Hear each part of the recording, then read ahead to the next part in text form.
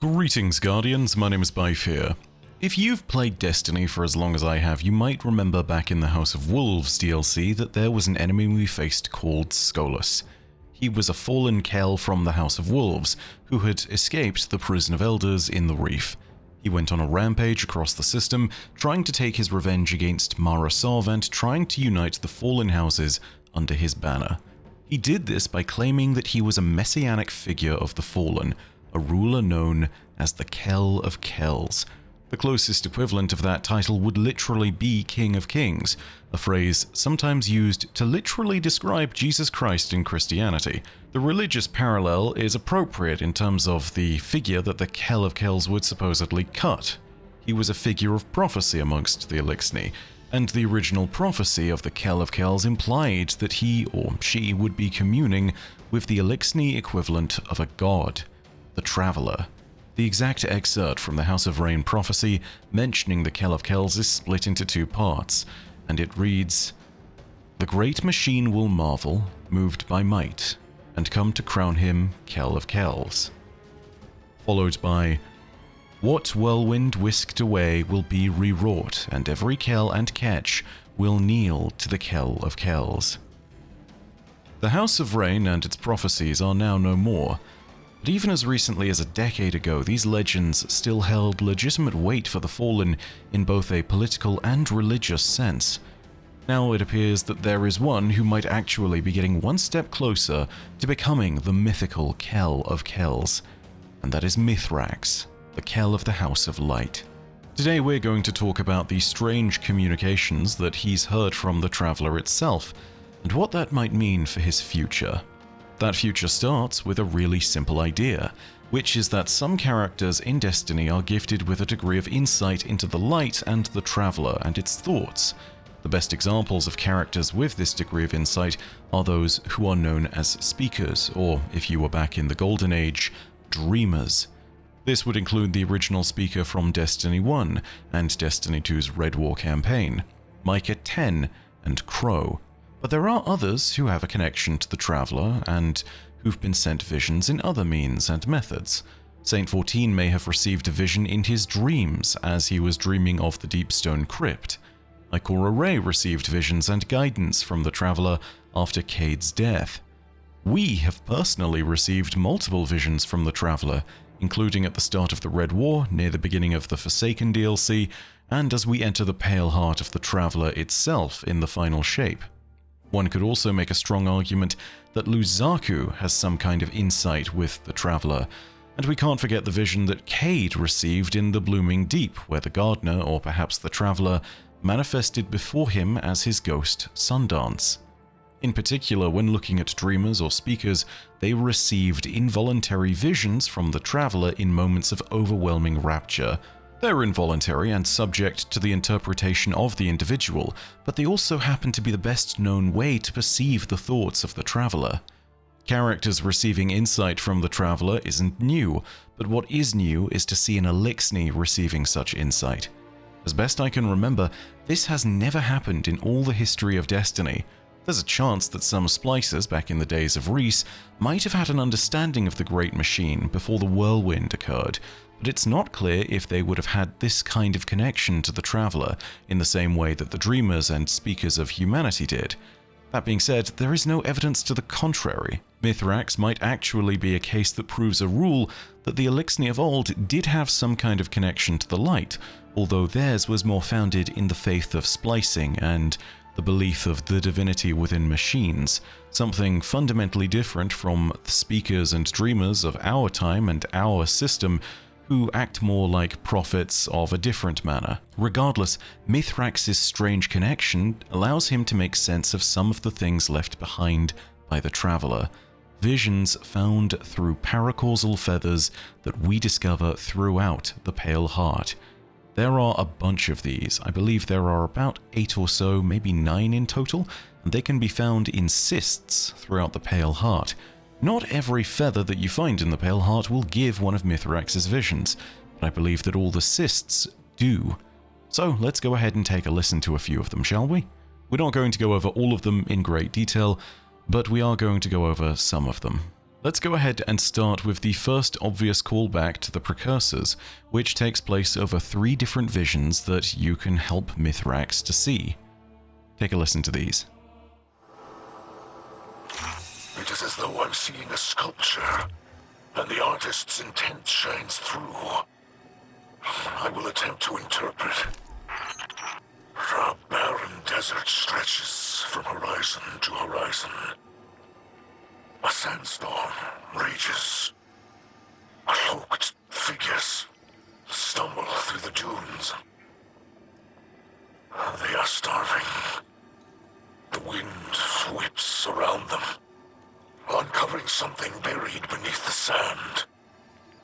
And the figures, they look upon it with wonder. They have found their salvation. They call it the Gardener. The Gardener, your great machine, Mithrax, the Traveler, they're all one and the same. Is there more to this impression? No. There is an edge to the light. This piece is finished. It is as though I'm seeing a sculpture, and the artist's intent shines through. I will attempt to interpret. This is a companion to another piece. What was once covered in sand is now fertile deltas and lush gardens. Hooded figures stand in supplication, but their words are not reverential. Their prayers are questions, demands. Do you feel a response, or the intent to respond? No. Like those hooded figures, I feel nothing. There is only silence. It is as though I'm seeing a sculpture, and the artist's intent shines through. I will attempt to interpret. Guardian. The hooded figures again. Like the chords of a song, I recognize their impression in the light. They starve in new and different ways. When the Gardener met their questions with silence, they sought out something who would answer back. Its equal and opposite. The darkness. This is when the Witness's people became the Witness. Now they reach out once more, to close their hands around the Gardener, to generate the truth for themselves. But it runs. These 3 visions show us the fall of the Precursor civilization from the perspective of the Traveler in a little more detail. The perspective we get from Mithrax is like this every time, although it also seems to account for the perspective of both the Traveler and of the civilization itself. This is particularly relevant for the Precursors, as it shows over these 3 visions their descent into the mood of perpetual questioning of their own purpose in the universe, a questioning that would lead to their downfall. The whole history of the Precursors is succinctly summarized in these 3 visions as seen by the Kell of the House of Light, from their discovery of the Traveler in the desert wastes of their homeworld, to its silence as they begin to ask it questions, to the moment where they embraced darkness and conceived of the Witness. From here, you can track Mithrax's visions as they move onward chronologically and with the path of the Traveler across the universe. This is just a guess, and it's based on the conjecture from what we hear of the recordings, but it appears that Mithrax's visions show him the Traveler's perspective on the Lubraeans, the Hive, the Ammonite, the Harmony, the Elixni, and humanity, all in turn. Each of these visions is relevant, and in their own time we will get to them, but I think we should discuss the implications of Mithrax's place as a Kell receiving these visions, and as one who has a more haunted past. I think this is a place where we can start to see what the future might hold for Mithrax, and I think that it inexorably will tie in with that prophesied position of Kell of Kells. I personally wondered if it would either be him or his daughter to fulfill the prophecy, and now it looks more likely that he will be the one. That being said, if the prophecy is to be fulfilled, then there are a few considerations to take into account. The first of which is this. House Rain's prophecy states that the Traveler will be moved by the Kell of Kel's might. And if the Traveler is to be moved by its might, how is that supposed to take place? As best I know, there is only one being in the entire story of Destiny besides the Witness itself that has been able to influence the movements of the Traveler, and that's Rasputin. His sacrifice at the end of the Season of the Seraph is commonly interpreted to have been seen by the Traveler, and for it to have perceived the continual good of humanity through Rasputin's actions. The Traveler therefore stopped fleeing Earth and decided to make its final stand with humanity once more. These actions also seem to have followed the Guardian Creed: devotion, bravery, sacrifice, and death. This is what concerns me when it comes to the prophecy of the House of Rain and Mithrax's future. I think if the story of the Kell of Kells is going to play out, and if Mithrax is going to be recognized by the Traveler for his might, he's potentially going to have a moment where his life is imperiled and where he will have to make those choices of devotion, bravery, sacrifice, and eventually, yes, death. Following this moment, I think that the recognition of the Traveler might take a slightly different form though. I think it might be possible for Mithrax to be risen by a ghost and to become the first light-bearer of the Elixni. A bit of wild theory, of course, there, but it would most certainly make him the image of one spoken of in prophecy long ago, being risen as an immortal demigod. That theory, which again I'll stress is theory, leads us to a natural question, which is simply, what circumstances might lead to the death of the Kell of the House of Light? I fear that there are two spectres haunting the potential future of the Kell: Fikrul the Fanatic, and Nezarec, the final god of pain.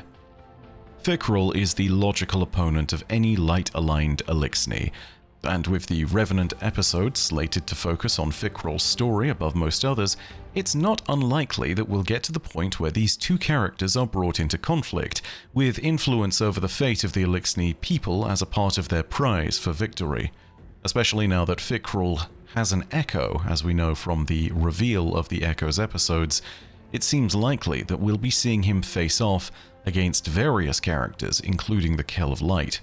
Remember that the Bungie developers stated that the theme of the Revenant episode was mostly about monster hunting and vampires, but also had a touch of Splicer thrown in. This then hard cut to an image within a trailer that featured Mithrax's helmet, implying that he will indeed have a place within the episode's story. We also know that Ido, his daughter, has a place within the story, so it's going to be interesting to see that and how it plays out. There is also the note to be made that the Kell of the House of Light has once again started to be haunted by Nezarec. The new intelligence we acquired from Pantheon suggests that the final god of pain does indeed have a presence lingering beyond death itself. This manifests as the so-called Curse of Nezarec, which really manifested itself as a result of Mithrax's intervention back in the Season of the Plunder. By distilling the darkness of Nezarec's remains from the relics and creating the draft that healed Osiris, Mithrax contained the darker elements within his self. This led to him receiving the Curse of Nezarec, which is also expanded on by Ido in the Season of the Plunder in her own research. Take a listen to this brief excerpt. Now that we've collected all the relics, Mithrax Kell and I believe that we could harness their power. To what end? We're still uncertain. While I believe in our abilities, I am concerned about the potential side effects such a process could have. An ancient dirge I discovered described something called the Curse of Nezarec, which is rumored to drain the life of the user. Of course, I don't give credence to such superstition. Dark Age humans were comically ignorant. Still, I would rather not take the risk. My father disagrees. I suspect he wishes to redeem himself for his past wrongs, and in that, I cannot dissuade him. We will continue searching for a method to unlock the relics. Until then, the light provides. This dirge of Nezarec might well be another thing that eventually leads to the death of the Kell of the House of Light, and should that happen, we might well have the same mentioned scenario arising. This also represents a moment where Nezarec might return to the forefront of the story of Destiny, and considering his potential as a villain, I'm certainly not going to complain about that possibility. Putting all that aside, it doesn't change the basic facts. Mithrax is the first Eliksni that we've seen in our current time that has gained the ability to interpret the visions and dreams of the Traveler, and that puts him in a cadre of very blessed individuals.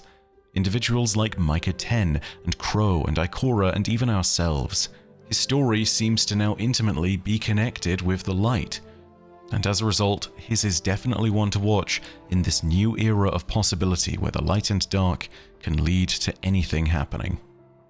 That being said, I hope you enjoyed the video, and if you did, go ahead and leave a like. Also, if you want to leave your own thoughts down below, go ahead and leave them in the comments section. Tell me, is there another contender for the Kell of Kells in your mind? I know that for me, Ido was certainly one who might fulfill the position. She represented this crossroads of the Eliksni's future and their past, being both the scribe of the House of Light and of a generation that lives for the first time in hope for the Eliksni civilization's recovery. That being said, there are other contenders. I've heard some wild theories about a redeemed Eramis storyline, and I've heard even stranger notions that the Kell of Kells might be someone we've not even met yet. That being said, it's still nothing that is concrete, so I'd love to hear your own thoughts. Also, if you want to go ahead and get more Destiny content, hit subscribe and the bell next to subscribe to turn on those email notifications. But as per usual, know that your viewership, as always, is quite enough for me, and that in the meantime, my name is Byf. Per audacia ad astra. I'll see you, Starside.